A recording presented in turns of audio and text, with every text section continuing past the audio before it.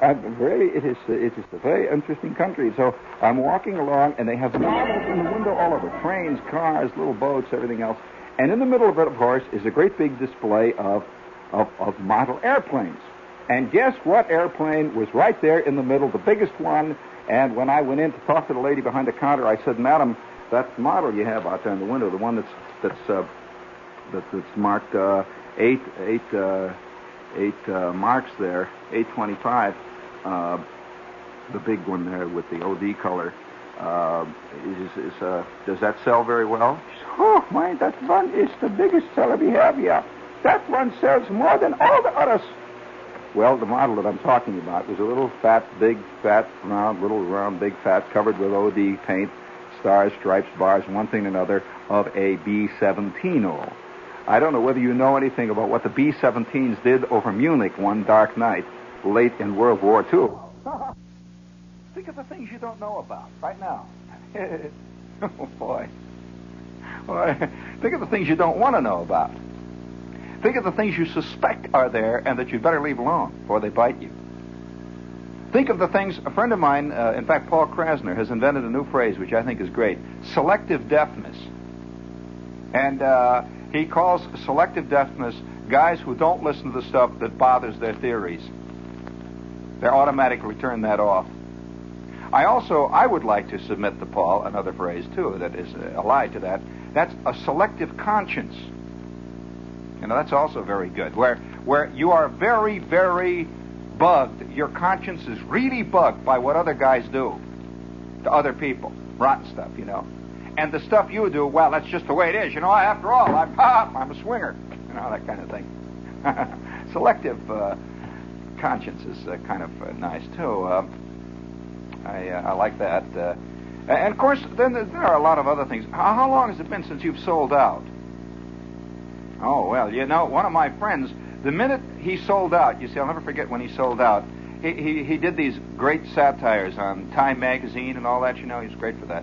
Well, the next thing you know, Time calls him up, and he's going to write and do things for Time, you know, the Luce Foundation, or whatever that thing is over there on 6th Avenue, a big building that says Life on it.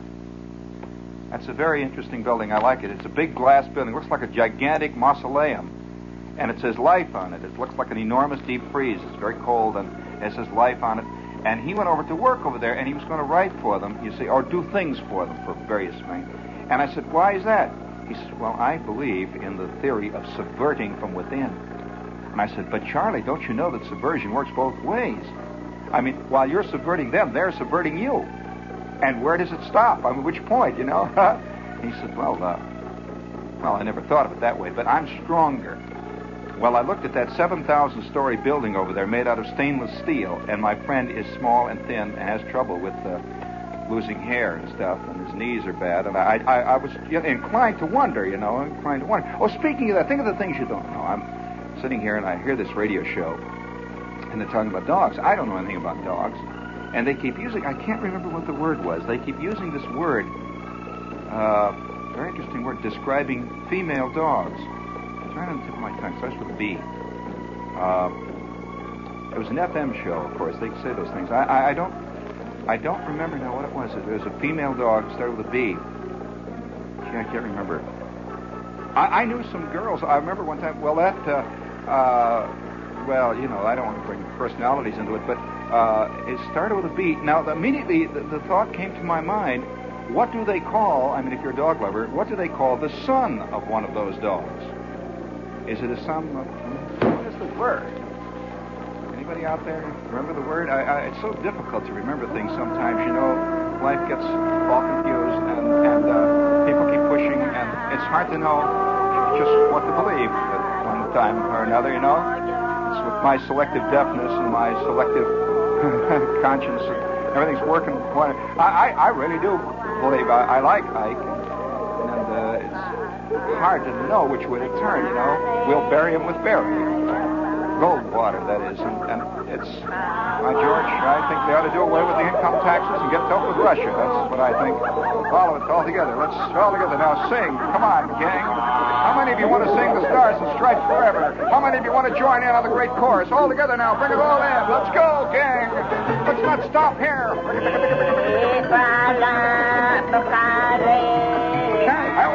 Great. Bring it up. I can almost hear it.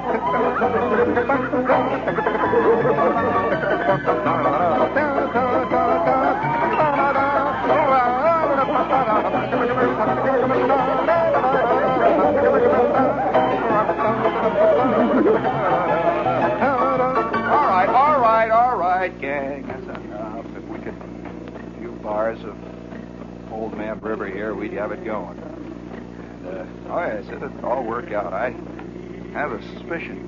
Last night, I can't think of that word. What is that word? Any of you guys remember that word?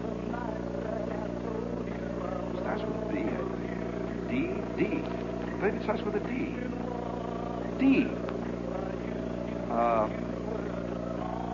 D, yeah. It starts with, it's on the tip of my tongue. It's just hanging there. Hello. Just that's it. Hello. Just hanging there. It's funny how your mind works like that. Just there's all kinds of things. Have you ever had the feeling that the mind is a giant tape recorder with a built-in eraser? And it only works. You see, the eraser only works selectively. You erase the stuff that you don't want. And it just works like that. It's a self-editing videotape, really, in a sense. Where have you ever known a guy who wrote an autobiography? Oh boy, this friend of mine wrote his autobiography, became very famous for it, and I read it. But I happen to know about his life, and he left a lot of stuff out. That was the good stuff. And I asked him about that, and he looked at me and he says, "Well, I don't think that stuff is really very pertinent." Oh boy, I'll say. That's right. How much of your life, now that we're on that subject, I'd like to ask a rhetorical question out here. How much of your life do you believe is pertinent? Everything is significant and pertinent, right? Well, then you're one of the very few. We'll ask that question again now in another way. When, friend, do you think that life is going to begin for you? Yeah, Wednesday? Or do you think it's going to begin next year when the rascals are routed out of the city hall and the good guys get in? Or do you think, these are just little rhetorical questions that we never tire of asking. I would like, those of you out there, how many Holden Caulfields are listening tonight? Please raise your hands. Please leave the room, will you, all of you? How many of you out there are infallible phony spotters? Can spot a phony from a million miles away? Right, I can tell that. I've noticed one very interesting thing. Everybody below the age of 19 is an infallible phony spotter. Aren't they, though? It's funny how few of them spot themselves. It's interesting. All the phonies are those other guys there. Those, the rotten ones that get on the football team. And, that kind of stuff, phonies. And, those guys that get 117 points out of possible 100 in a physics, phonies. I could do that kind of stuff. What are you talking about, Mac? A phony. He's just, what is he doing it for, huh? Just sitting around. I know what he's doing it for. He's working a deal. Phonies. How many phonies are out there with us tonight? Raise your hands. That's one of the beautiful things about radio. Nobody can see you. That's right. It's even better than a book, isn't it? Raise your hands, all of you phonies out there. Now, all of you phony spotters, raise your hands. No hands? What's the matter here? Now, wait a minute. Now, wait a minute. You raise your hand twice, Mac. There's the truthful man in the crowd. And, well, all right, we might as well get going here. You see, one of the troubles with radio, we began last night, and we didn't ever get to it, actually. Didn't ever not actually get to it. Not. One of the troubles with radio is, as any good performer can tell you, a performer must have a frame. He must be framed and must be official before the people are aware that he is official. Oh, that's true. If, for example, they were to do, let's say, Who's Afraid of Virginia Woolf back of Fred's garage and charge you 2 pins to see it, that's exactly what you would value it at. That's the truth. I'm sorry, that's the way it is. I'm sorry. Oh, everyone says, oh, no, I'd see true quality immediately. Bunkaroony. That's not true. Believe me, you have gone in to see more junk have gone in through golden doorways, through great glass porticos, with the sounding trumpets being played off stage, with enormous purple curtains rising, with the rustling of innumerable programs. You've sat down there, and your old hips have spread out, your old mind has sort of floated off among the chandeliers, and you came out thinking you saw something fantastic. And the trumpets blew, and the people hollered, and the seals clapped, and you paid $9.74 a seat, with taxes included. And you were sitting 17 rows away from the water cooler. And that's what made it official. All right, hold it. Now, one of the troubles with radio is you get it free. And it's a slave medium. Oh, yes. Do you think you get it? Or you say the commercials? No, you don't pay for those. Not a bit of it. And in fact, what even bothers you is that I don't even have them. And so you can't for 1 minute tell me that you pay. Nowhere down the line. You can say, well, you pay because you turn it on. That's a great thing you do there. Turn it on. You sit and listen. That's a great thing you do there. You give me your time. Bunk. Give me your time. The pig's here. Your time you give. Don't worry, I'll do it. Don't. All right, cut it out now. I don't need that now. Speaking of the pig's ear, this is WOR AM at FM, New York. And we'll be here for a while. Until Mr. Leader listens some night. But while we're talking about the problems of radio, you know, it always comes as a great shock to people to find that people on the radio, for example, get paid. This astounds them. They think it's kind of a hobby. You come in here and do this thing. And, you know, it never seems to occur to them that Mort Saul gets $5,000 for 20 lousy minutes. The same 20 minutes he's been telling for 2 years, you know. And they want that. But we're here, you know, and it's radio. And you think that you got it by the thing. Well, you haven't got it by the thing, Dad. It's not quite what you think. We're here, and we're in business. Now, what we need, you see, a very interesting thing happened when television first came on. That the TV people slowly began to realize that the frame was missing. You know, a guy sitting in his home, he doesn't know it's funny. Unless he's got a drink in his hand and he's paid $9 cover charge. And the guy comes out wearing a funny sweater, you know, and he knows it's funny. There's a big sign outside of the club. It says, comedian tonight. Very famous, hotshot, funny comedian. And he knows he's a comedian then, because the MC then gets up in front, you know, on the stage, and he says, and now, ladies and gentlemen, here's the man that you all been waiting for. The man that's been standing there in the back room, warming up, getting ready to tell you all those funny jokes. It's old Joey Hokey. Here he comes. Let's give Joey a big hand. Let's give old Joey a big whoopee hand. Let's go now. Come on, whoop it up, folks. And then the band goes rock-a-ta-ta-ta, rock-a-ta-ta, rock-a-ta-ta-ta, rock-a-ta-ta-ta. And then there's a slight pause, and this little guy comes out wearing a baggy suit, and he says, hello, folks. And you bust yourself up just roaring over it, you know. You're set up. Set up in the other alley, Dad. It's a duck pin game all the way down the line. Well, now, the trouble with radio is that we don't do that, you know. This guy just comes on, and that throws you, you know. You don't have a drink in your hand. There are no ice cubes tickling your pinkies. You don't have this big fat chick next to you, you know, and wearing the gold lame dress. You don't have this little guy coming out, the MC. You know, the MC says, now, folks, in just a few minutes, we're going to have that great singer of fine old songs. And you don't have any of those things. In short, you're not set up. It's funny how this works. It certainly works in the theater. You know? After all, why do you think, when you go into the theater, that they have that gigantic red velvet curtain? Believe me, that ain't a Venetian blind. And you know it. When a gigantic red velvet curtain 17 feet high and 400 feet across goes up, there's going to be something there, you know. And you're ready. It's all setting you up for it. And that business of dimming the lights. Now, if I were somehow able to have a deal with Con Ed here, you see, so that exactly 11:15:40, just as my theme is fading down, all of your lights dim and went out, you'd be set up, man. You would be set up. There would be a brief moment, a pregnant pause, and out would come that sad, bewailing note.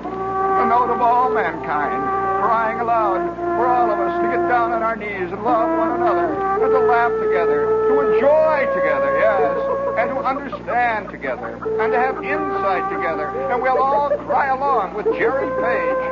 All together now. Hey, George, that would be wonderful. That would be great.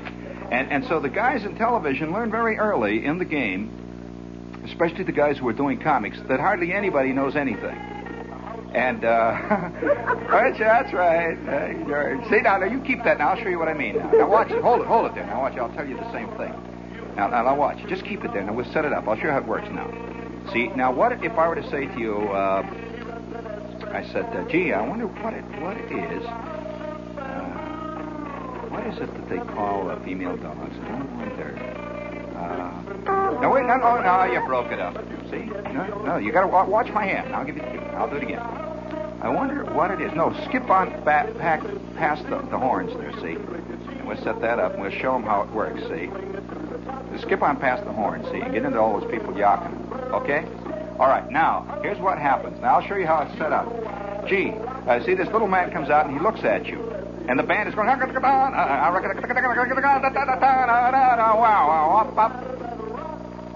folks. Gee, looking out here at all of your faces, I'm reminded of something. I don't know what it is. Gee, what is it that they... Gee, there's a lot of pretty ladies here tonight. I'm very pleased to be with you. What is it that they call female dogs? Gee, what is it that they call female dogs?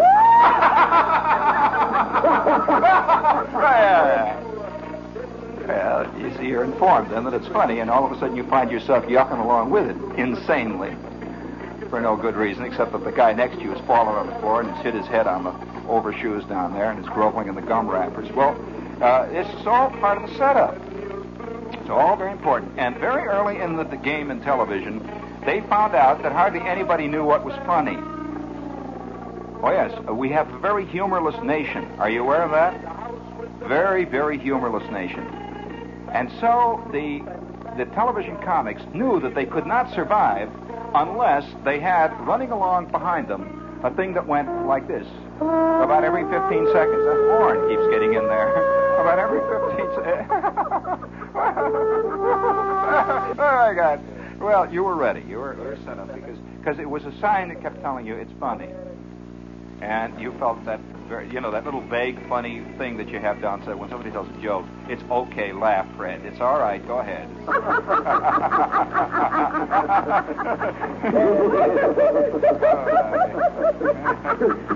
Let's go over to the other pastor now.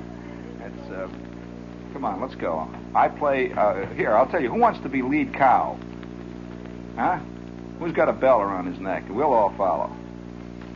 Well, it's very important. We are a herd animal. We are like cows. We are literally, zoologically, we're considered a herd animal. Are you aware of that? Just like cows?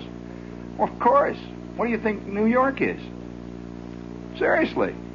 We are herd animals that have aspirations of themselves not being, which, of course, is sheer sophistry. I mean, it's like one cow in the middle of a gigantic bunch of cows, and they're all chewing their cuds, and one cow is the Lenny Bruce cow, you see.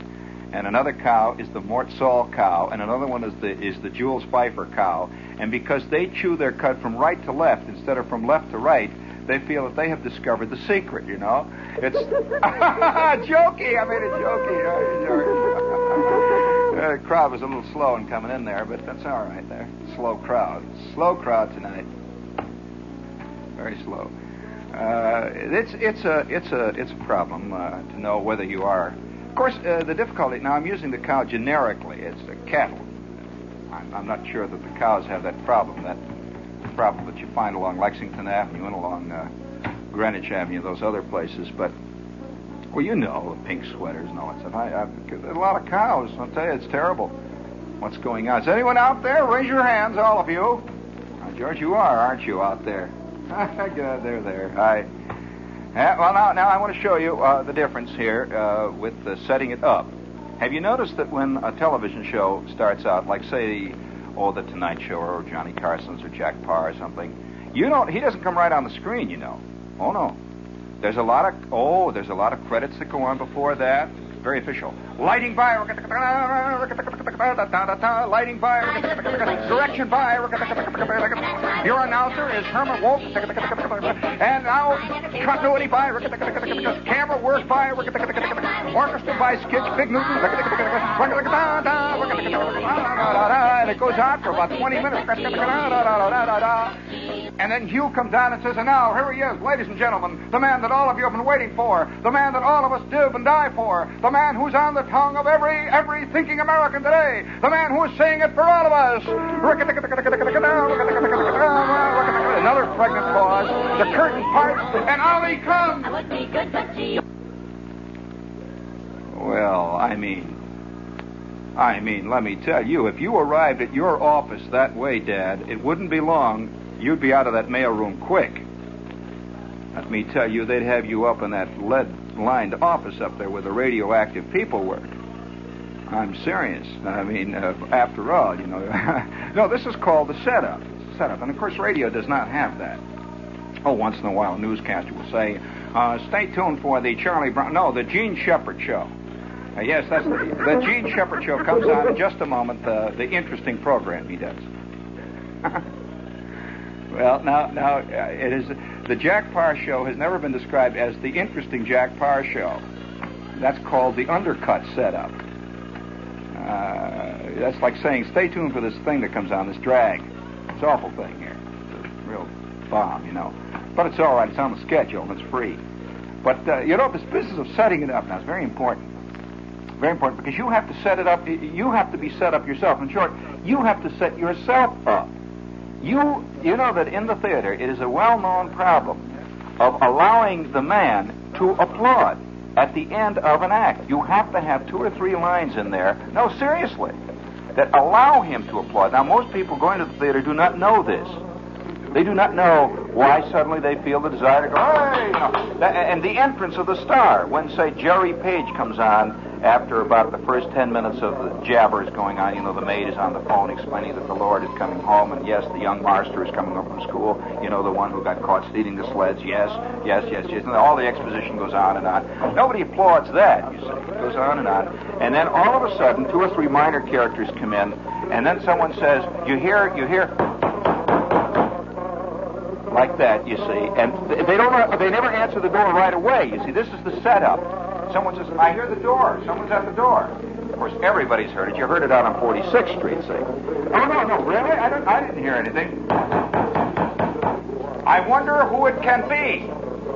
Gee, I don't know. I wonder who it is. Who would be coming at this hour? I wonder if it could be Lord Neville Chamberlain, played by Charles Boyer. I wonder. I shall go and open the door. All right, Fred, you open the door. Then they all stand to the right or to the left, depending on how they're blocked. The door opens and... Oh, God, there he stands in his purple dressing gown.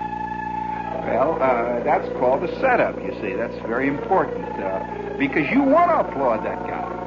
And if it wasn't there, if he came on the stage first, you wouldn't, you'd feel cheated. You're sitting down, you're scratching, you're trying to take your overshoes off, People are sticking you in the elbow, and, you're sweating, and, you don't just start applauding right away the minute the curtain is up. No.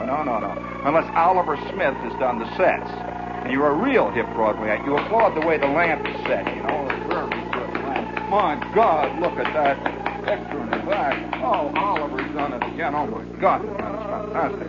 And they're applauding the moon, things like that. Well, this is all part of the setup. Now, it's very important to people. You know this when you work. I've worked many a floor, in nightclubs and one thing and another. And you know that if you don't give the people a chance to applaud, they feel that you haven't said anything funny. And they also feel cheated somehow, vaguely, inside of them. They really do. It's a funny thing. You have to put in what they call applaud or laugh or pad lines. And so you say, and so I said, go to so-and-so. And then there's a pause. They know it's going to... That's just the way I said it. They laugh. And they know, you see. But if you say, and so I said so-and-so, then, in addition to that, I went on. All right, you see, you killed the laugh. See what I mean? See how it worked? That's very interesting. This business of setting yourself up. psychologically and mentally to be receptive to something which becomes important and big in your mind. For example, I'll tell you a little thing here, that turning out LPs, they have found that humor LPs never sell unless there's a lot of laughter around them. The guy can say the funniest stuff in the world, and you will not buy it unless there is already laughter on the LP to tell you that it's funny. Now that's an interesting phenomenon, that almost all the LPs that have sold have had insane laughter behind them. You cannot come to somebody and tell him something, because he doesn't think it's official. That's the word, really. He does not think it's important funny business unless he hears a lot of other yucks yucking it up over that.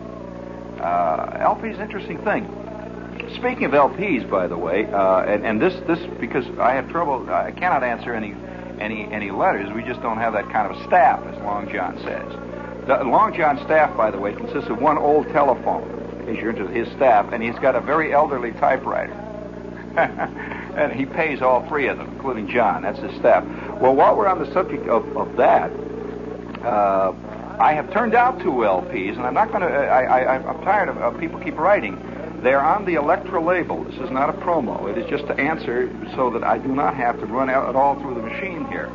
Now, you will find one has laughter on it, and the other doesn't. One was recorded in a nightclub that I did a show in a nightclub some time ago, and it was recorded right on the spot on New Year's night, Christmas night. The other was done as a series of essays in a studio, both a certain kind of humor, but oddly enough, the reactions to the records were 2 different and completely isolated things.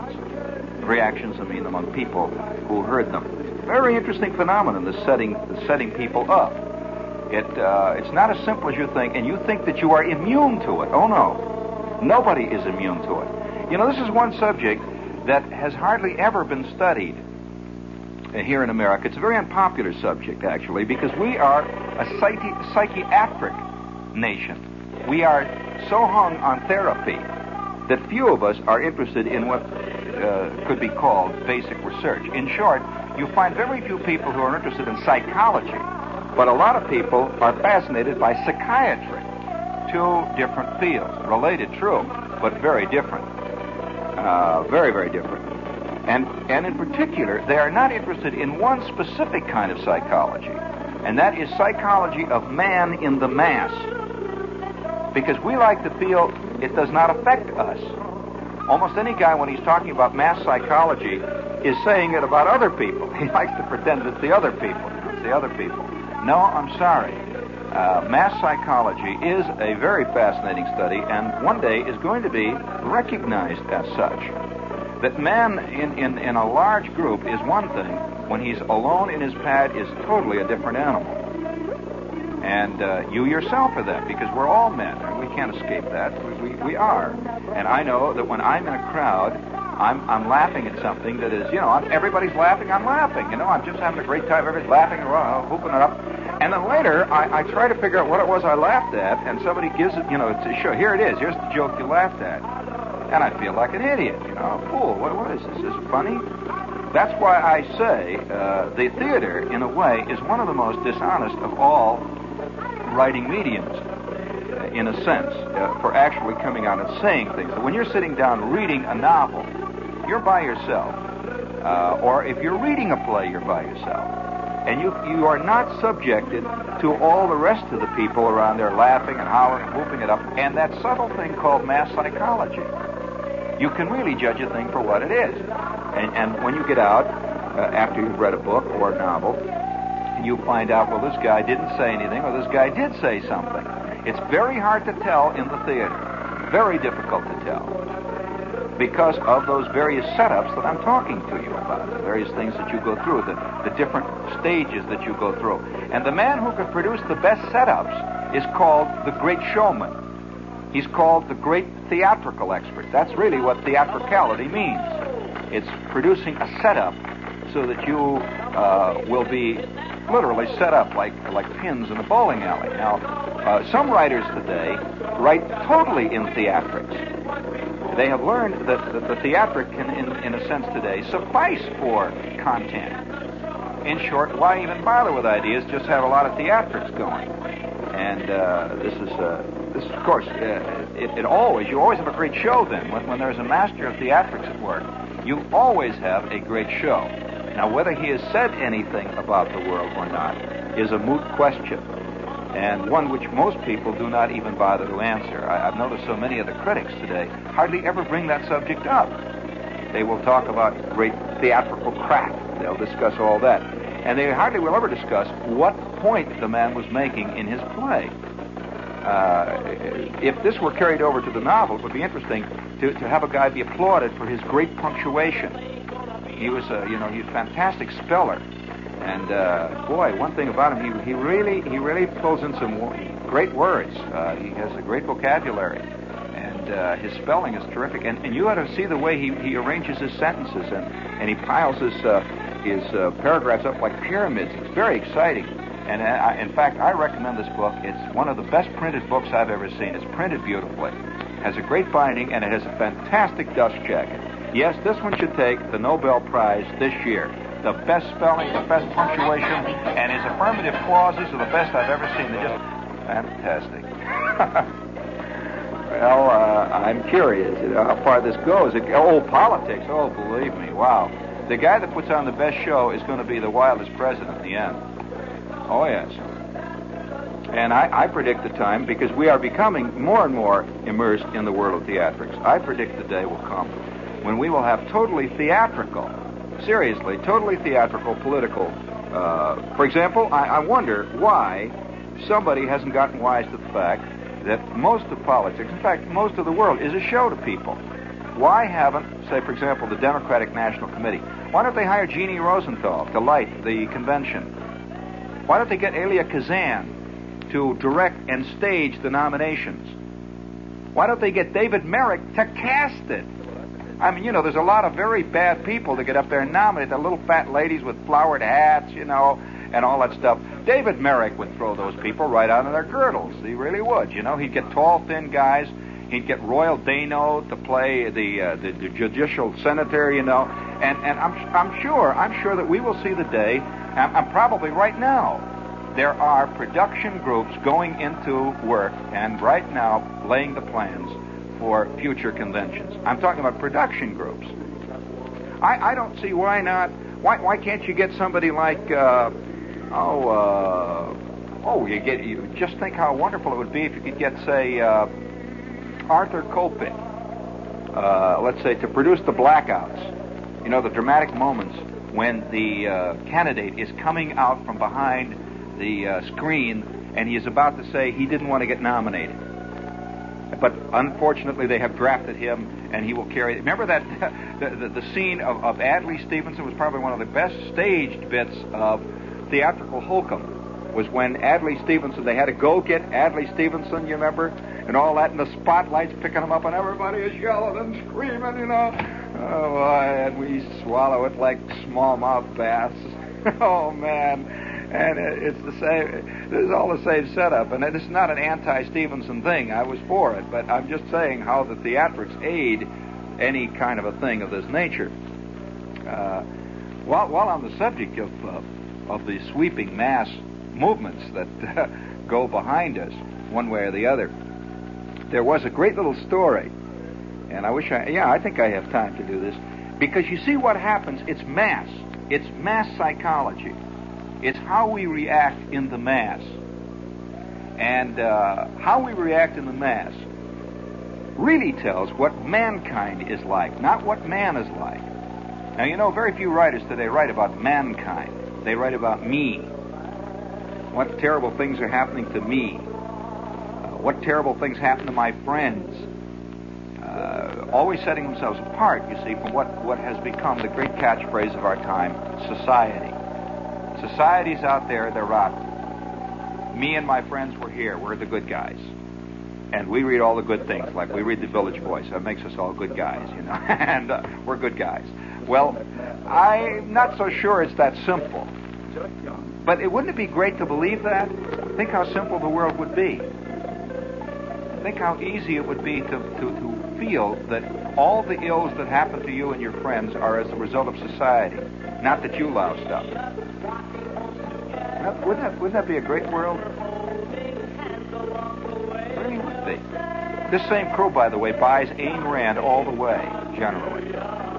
Because this is what she preaches. There's a rotten society out there who's always trying to kill good men. Guess who the good men are? The readers.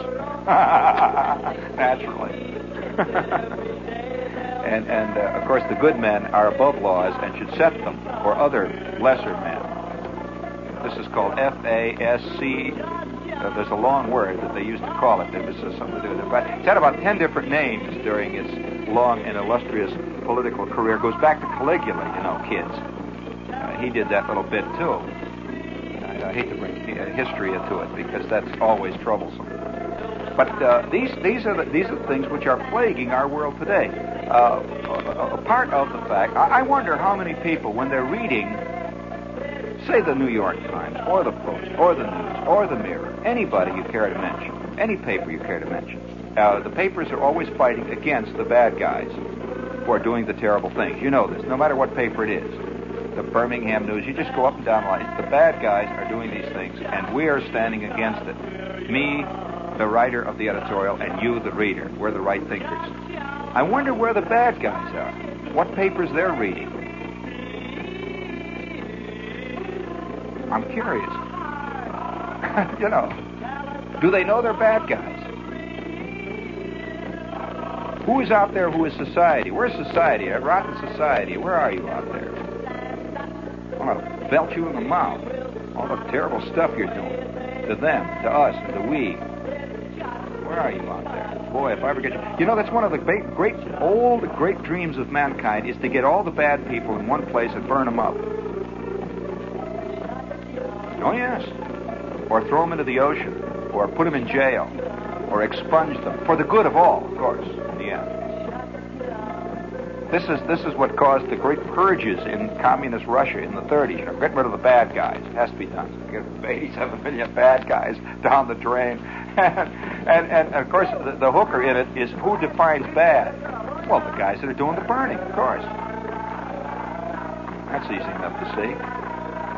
Anyone knows what good and bad. I'll bet there isn't one of you out there who has any doubts about what is good and bad, what is right and what is wrong, right? Put your hands up out there. Any of you that are confused? Not a bit. Not a bit. Therein lies one of the most fascinating, insoluble problems of mankind. And it is insoluble. Is that we have these 2.5 billion people in the world, and each one has his own definition. Now, his definition is usually outside of himself. It's not me. It's not me at all. It's them, they. Wouldn't you like to catch up with about 5,000 of the they? Wouldn't it be great to get just, boy, can you think what you could do with a flamethrower in about 10 minutes for future good of everybody? Wouldn't it be great? Wouldn't it be great? My George. Of course, this requires a certain amount of selective conscience too. I think one of the new movements in the world is the slow breakdown of the cause and effect principle. The cause and effect principle, which I think is very important.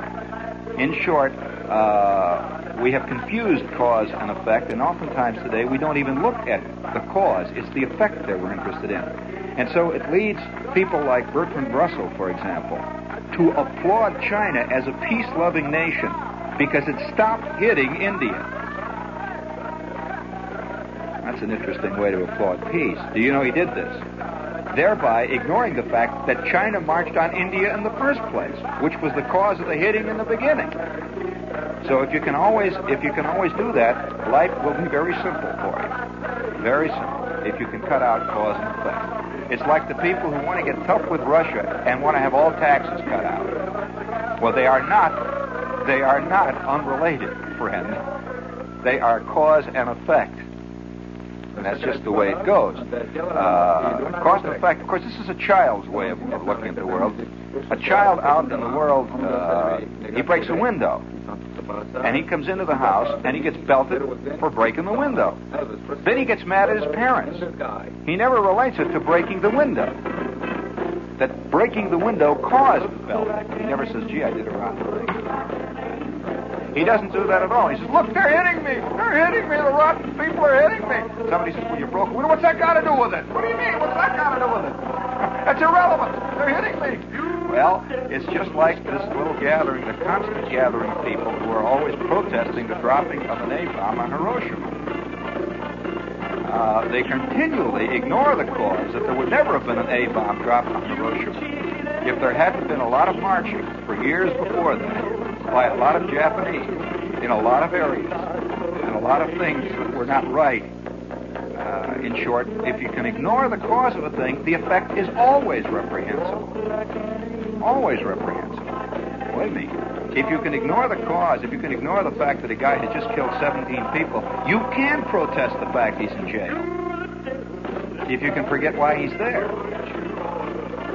And that's one of the great problems we have in our world today, is that slow breakdown. And you find this among people who are otherwise truly. One of the great examples of an essay on this, I don't often recommend things to you, but in the current issue of a magazine called New Republic, there is a beautiful essay on Bertrand Russell, the bewitchment of Bertrand Russell, which is about that kind of thinking, that no matter what, in other words, Khrushchev is applauded for taking his weapons out of Cuba, but he is never reprimanded for bringing them in.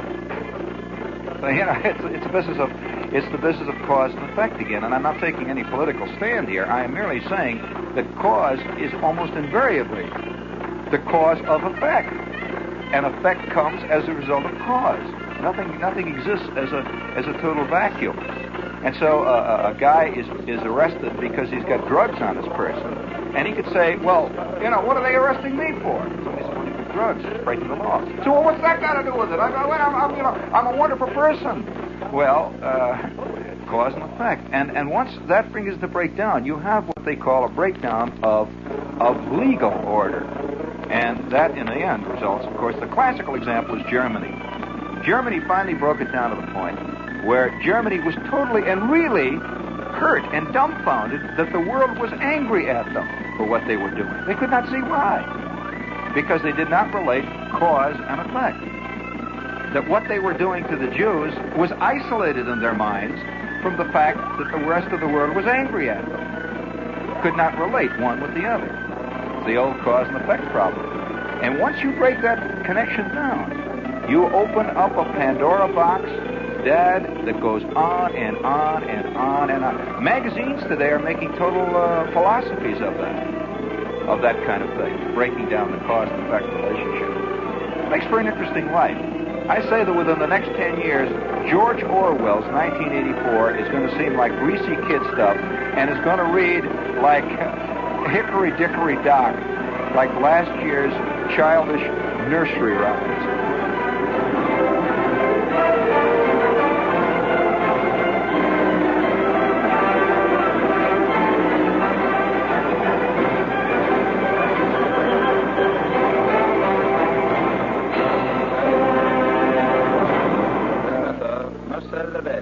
This is WOR Radio, your station for news.